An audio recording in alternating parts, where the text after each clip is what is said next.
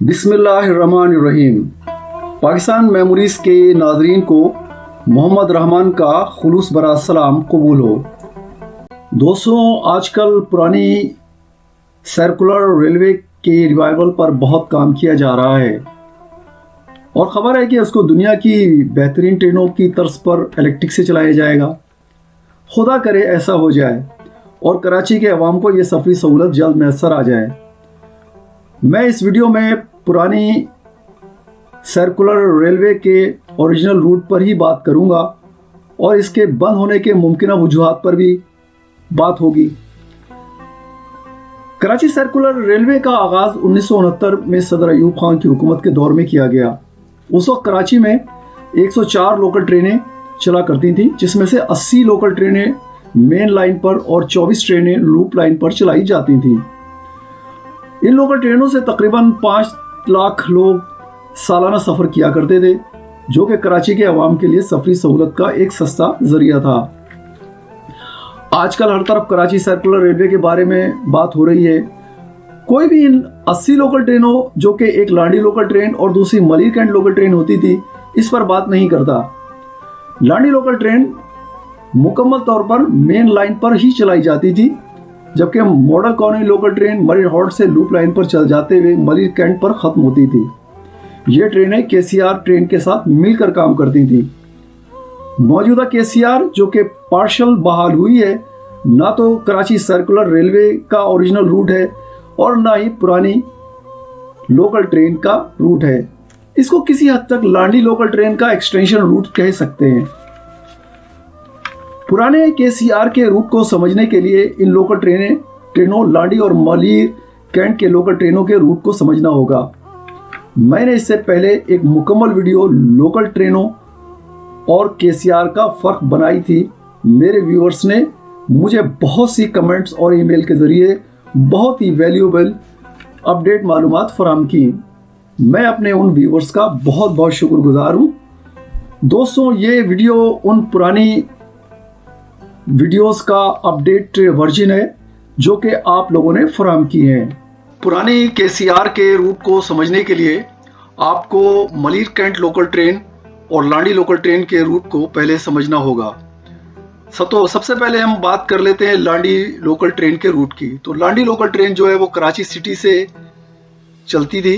Karachi city से Karachi cantt, Chanesar halt, Karsaz air force, Drigh road, brick colony, airport, Malir halt, Malir colony and Landhi के station पे ख़त्म हो जाती थी। इस तरह मलिर कैंट की जो लोकल ट्रेन थी वो चला करती थी कराची सिटी से Karachi cantt, Chanesar halt, Karsaz air force, Drigh road, brick colony, airport, Malir halt, और यहाँ से ये नेशनल हाईवे क्रॉस करती हुई, जो कि आप पिक्चर में भी आप देख रहे हैं, इसके नीचे वहाँ एक गेट लगा होता था और उसको बंद किया जाता था। उसके बाद वहाँ से ट्रेन गुजरती हुई मेहरान हॉल्ट, मॉडल कॉलोनी, मोडा पान और मलिर कैंट पे जाकर ख़त्म हो जाती थी। तो ये तो लांडी लोकल ट्रेन और मलिर कैंट लोकल ट्रेन का रूट हुआ करता था। अब हम बात करते हैं कराची सर्कुलर रेलवे के रूट की। तो कराची सर्कुलर रेलवे के रूट को समझने के लिए हमें 2 स्टेशनों को जहन में रखना होगा, जो कि इसके मेन स्टेशन होते थे कराची सिटी और ड्रिक कॉलोनी का रेलवे स्टेशन, क्योंकि मोस्टली ट्रेनें जो है वो ड्रिक कॉलोनी के स्टेशन तक ही चलती थी। मैं आपको इस बात को आगे चल के ज़रा समझा देता हूँ। तो पहले हम बात कर लेते हैं कराची सर्कुलर रेलवे के ओल्ड रूट की। Karachi circular railway Karachi city से स्टार्ट होती थी, जो कि Karachi port trust, Wazir mansion, Lyari, Baldia, Shah Latif site, Manghopir, Orangi, north Nazimabad, Liaquatabad, Gilani, Urdu science college, जो कि अब उर्दू यूनिवर्सिटी बन चुकी है, कराची यूनिवर्सिटी, और यहाँ से पहाड़ों को काट कर एक रास्ता बनाया गया था जो कि अब नाले की शक्ल अख्तियार कर गया है। और यहाँ से ट्रेन होती हुई डिपो हिल तक आती थी। ये डिपो हिल से जो लाइन होती 2 हिस्सों में तकसीम हो जाती थी। एक हिस्सा जो है वो डिग रोड की तरफ चला जाता था और दूसरा हिस्सा ड्रिक कॉलोनी की तरफ, जैसा कि आपको पिक्चर में भी मैं दिखा सकता हूँ और आप देख रहे हैं। तो ये एक आप ब्रिज के नीचे, आप नाथखान ब्रिज के नीचे आप देखते हैं कि आपको दो रास्ते जाने के नज़र आते हैं। तो मोस्टली जो ट्रेनें थी वो डिपू हिल से ड्रिक कॉलोनी पर जाके यहाँ पर ये ट्रेनें ख़त्म हो जाया करती थी। फिर यहीं से ये ट्रेन वापस जाया करती थी इस रूट पे, और ये यहाँ से डिपू हिल, कराची यूनिवर्सिटी और होते हुए कराची सिटी पर ख़त्म हो जाती थी। ये इसके अलावा शायद 2 ट्रेनें चला करती थी जो कि डिपू हिल से यानी कि कराची सिटी से होती हुई और इस सर्किल को कंप्लीट करती हुई डिपू हिल से ड्रिग रोड, एयरफोर्स, कारसाज, चनेसर हाट और कराची कैंट और कराची सिटी पर जाके ख़त्म हो जाती थी। यानी कि इस तरह एक सर्किल कंप्लीट हो जाता था ये। तो ये शायद ये 2 ट्रेनें थी, एक 4:30 पर यहाँ डिपू हिल की तरफ से गुजरती थी। मैंने उस ट्रेन से बहुत सफ़र किया है। ये इस तरह ये सर्किल कंप्लीट हो जाया करता था। अब रहा सवाल के ड्रिक कॉलोनी से, जो इसका मेन जंक्शन होता था, यहीं ट्रेनें खड़ी हुआ करती थी। अब सवाल ये पैदा होता है कि इन लोकल ट्रेनें जो कि मलिर कैंट लोकल ट्रेन और लांडी लोकल ट्रेन जो चलती थी, वो उसके जो मुसाफिर थे वो यहीं ड्रॉप हुआ करते थे, क्योंकि ये हर 1 घंटे के बाद ट्रेनें चला करती थी। तो वो ड्रॉप होते थे ड्रिक कॉलोनी पर, और ड्रिक कॉलोनी से वो यहाँ से कराची सर्कुलर रेलवे को कैच किया करते थे और इस तरह वो अपनी मंजिल मकसूद की तरफ जाया करते थे। अब सवाल पैदा होता है कि कुछ ट्रेनें जो थीं वो लांडी भी जाया करती थी और मलिर कैंट भी जाया करती थी। शायद ये 1 या 2 ट्रेनें होती थी। मेरी नज़र में ये 2 ट्रेनें होती थी जो मलिर कैंट जाया करती थी। एक यहाँ सुबह 10:30 बजे गुजरा करती थी, जो कि तकरीबन मॉडल कॉलोनी रेलवे स्टेशन और फिर माडापान और मलिर कैंट पे ख़त्म होती थी, और ये तकरीबन 11:35 पर मॉडल कॉलोनी के रेलवे स्टेशन से गुजरा करती थी। रेल कार के डब्बे इसमें लगे होते थे और बहुत ही खूबसूरत ट्रेन हुआ करती थी। और यहाँ से ये होती हुई ये डायरेक्ट ड्रिक कॉलोनी और डिपू हिल से होती हुई ये यहाँ पे कराची सिटी पे ख़त्म होती थी। इसी तरह एक ट्रेन जो थी वो शाम को 7:30 पर ये यहाँ से वापस आती थी और वो ड्रिक कॉलोनी से होती हुई और वो मलिर कैंट जाया करती थी। ये 2 ट्रेनें मलिर कैंट के रूट पर भी चला करती थी। इसी तरह शायद 2 ट्रेनें लांडी के रूट पर भी चलती थी। तो ये इस तरह इसका रूट काम करता था कराची सर्कुलर रेलवे का, जो कि मैंने आपको इसमें समझाया। अब आजकल जो इस वक्त जो रूट बहाल किया गया है वो शायद मेरे ख्याल में औरंगी तक बहाल किया गया है, मेरी नॉलेज में नहीं है, बहरहाल औरंगी तक ही है शायद। और यहाँ से जो ट्रेनें चलाई जा रही हैं ये रूट इस वक्त बंद है, इस रूट पर अभी काम हो रहा है। तो ये इस वक्त औरंगी से और आगे कहाँ जा रही हैं ये आप लोग ज़्यादा बेहतर जानते हैं, लेकिन ये इसका अनकम्प्लीट रूट है। ये जब चलने के बाद ही इसकी सही शक्ल आएगी कि ये कहाँ कहाँ जाता है और किस तरह चलती हैं। लेकिन ये जो मैंने आपको एक्सप्लेन किया, मैंने कोशिश की है कि अपनी इस वीडियो में इन स्टेशनों के नाम को सही तरतीब से रखा जाए, लेकिन ये नाम कुछ तब्दील भी हो सकते हैं। तो दोस्तों ये था पुरानी सर्कुलर रेलवे का असल रूट। अब आप जान चुके हैं कि मौजूदा केसीआर जो कि पार्शली चलाई जा रही है, ना तो लोकल ट्रेन है और ना ही केसीआर, बल्कि इसको कुछ लांडी का लोकल एक्सटेंशन रूट ही कह सकते हैं। अब बात करते हैं कि इन ट्रेनों के बंद होने की वजूहात क्या थी। तो दोस्तों मेरी पिछली अपलोड वीडियोस में आप लोगों ने इन ट्रेनों के बंद होने की वजूहात कमेंट्स में मुझे जो बताई हैं, इनमें सर-ए-फ़हरिस्त ट्रांसपोर्ट माफिया को करार दिया गया है।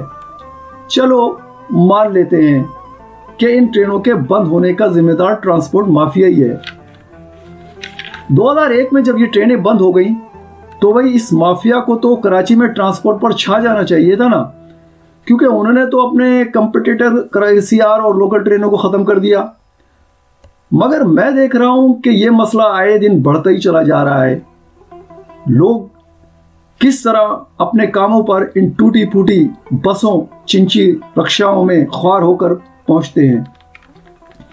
इन ट्रेनों के बंद होने से माफिया के किरदार को एलिमिनेट तो नहीं किया जा सकता, मगर मेरी नज़र में कुछ अवामिल और भी हो सकते हैं, जैसे कि कलेक्शन का गैर मौसर निज़ाम। सोचें उस वक्त कराची की आबादी क्या थी और अब क्या है। बहुत से लोग मुफ्त सफ़र को अपना हक समझते थे। टीटी के डब्बे में आने पर दूसरे डब्बे में चले जाते या ट्रेन से उतर जाते। फिर रेलवे में गैर ज़रूरी भर्तियां और घोस्ट मुलाजमीन, रेलवे की अपनी करप्शन भी इन ट्रेनों के बंद होने की एक वजह है।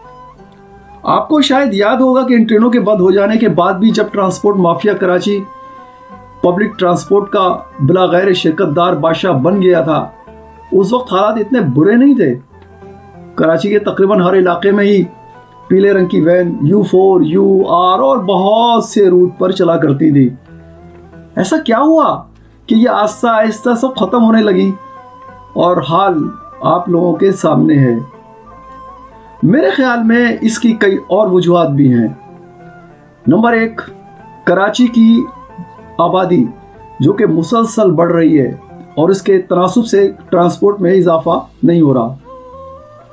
नंबर 2, कराची की सड़कें जो कि टूट फूट का शिकार हैं। नंबर 3, गाड़ियों की ओवरलोडिंग।